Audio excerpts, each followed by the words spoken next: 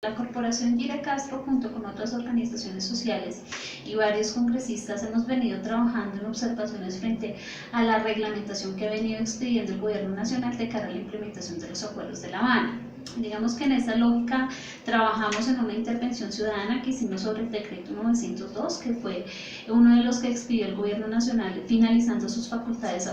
extraordinarias, y este decreto lo que hace es como fijar los parámetros iniciales para la implementación de la reforma rural integral de la que habla el acuerdo número 1, específicamente en el tema del procedimiento de acceso a tierras, formalización y el fondo de tierras.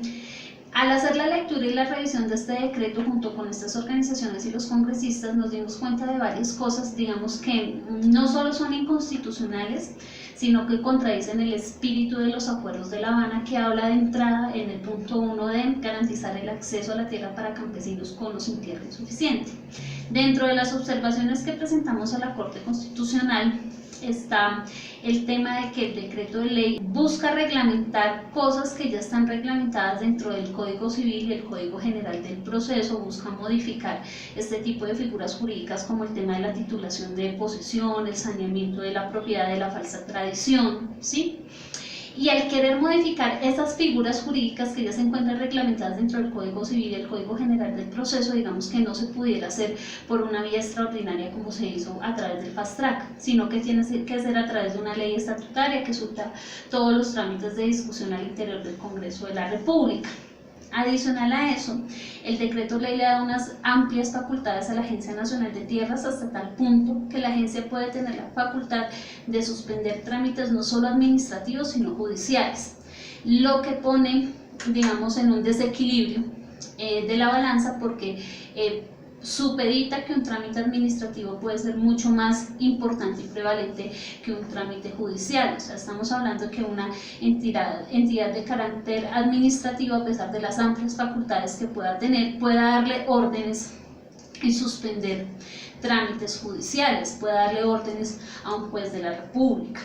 Otra de las grandes preocupaciones que hemos tenido las organizaciones y los congresistas es que el decreto ley 902 establece, digamos, la modalidad de formalización de la propiedad a título oneroso, ¿sí? Cuando se refiere a título oneroso, se refiere a personas naturales o jurídicas que posean un patrimonio superior a los 700 salarios mínimos legales mensuales vigentes, ¿no? Eso ya de entrada nos pone en el escenario de un proceso de consolidación de las zonas IDRES, ¿sí? Porque estamos hablando de grandes capitales, grandes terratenientes o empresas transnacionales que se van a beneficiar con una reforma rural integral.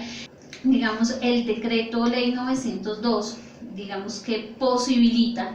digamos, contrario a lo que genera para los grandes capitales, aquí posibilita que los procesos de adjudicación o formalización de la propiedad sean por un hectareaje inferior a la unidad agrícola familiar, ¿sí? El decreto 902 dice que siempre y cuando se garanticen las condiciones del mínimo vital, ¿no? Pero altera todo el régimen de baldíos, desconoce que la unidad agrícola familiar fue concebida, digamos, para tener ese mínimo, ese básico, de acuerdo a las condiciones agroecológicas y de productividad del terreno, ¿no? Y posibilita que una familia campesina que no tiene tierra se le pueda adjudicar un hectareaje inferior a esta unidad agrícola familiar, mientras que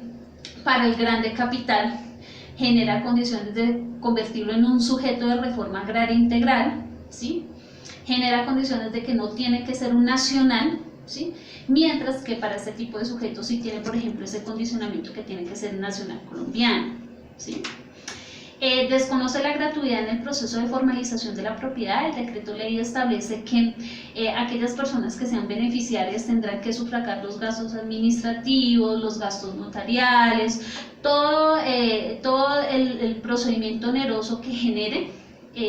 agotar esa formalización, esa adjudicación. Esas tarifas todavía no están establecidas porque, como lo establece el decreto 902, será la Agencia Nacional de Tierras quien fijará las tablas de los pagos de acuerdo, digamos, a la valoración que ellos realicen. Y finalmente el decreto crea el registro de sujetos de ordenamiento, que es lo que se conoce como el RESO, y frente a ese registro tenemos como varias observaciones. Primero, que sujeta el RESO al principio de reserva de lo posible.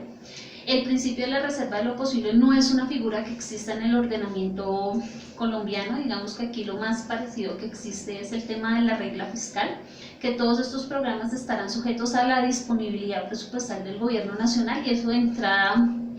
contradice